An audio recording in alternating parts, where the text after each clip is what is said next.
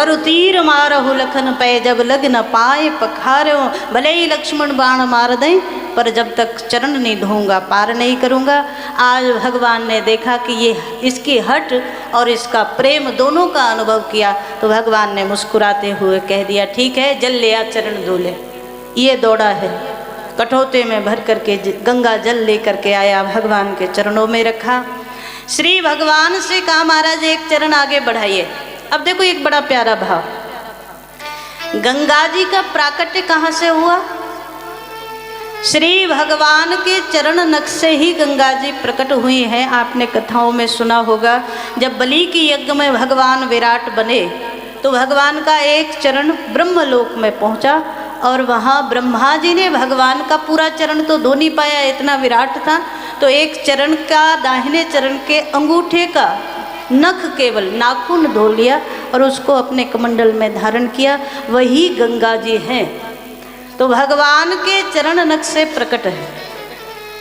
आज जब से भगवान के चरण नख से गंगा जी का प्राकट्य हुआ तब से दोबारा भगवान के चरण गंगा जी को नहीं मिले, लेकिन आज केवट ने जब गंगा जल लाकर भगवान के चरणों में रखा और कहा महाराज एक चरण आगे बढ़ाओ, भगवान ने एक चरण बढ़ा दिया।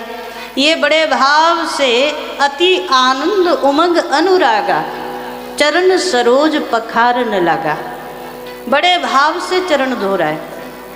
एक चरण धो लिया, रेखन में जड़े कण कहते देख देख दो। एक चरण में जो रेखा है ना, तो एक एक रेखा में से रगड़ रगड़ करके धूल मिट्टी निकाल रहा है और बढ़िया तरीके से एक चरण धोया। भगवान से बोला अब दूसरा दे दो।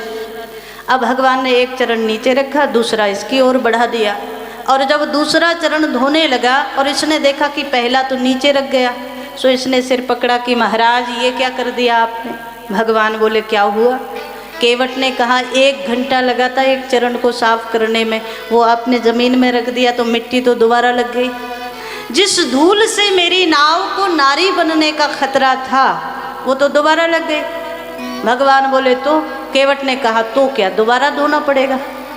लक्ष्मण जी बोले महाराज ये बढ़िया मिल गया आपको, 14 वर्ष यहीं खड़े रहो, ये धोता रहेगा, आप धुलवाते रहना।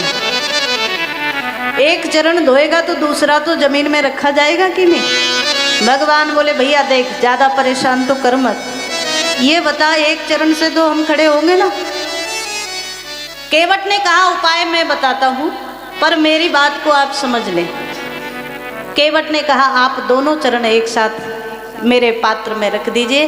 भगवान ने दोनों चरण रखे और आज सबसे ज़्यादा प्रसन्न बनी गंगा जी, क्योंकि जो गंगा जी भगवान के चरण नख से प्रकट हुई लेकिन उसके बाद फिर कभी चरण नहीं मिले, आज वही गंगा जी को भगवान के चरण दोबारा मिले और गंगा जी बड़ी प्रसन्न बनी है महाराज।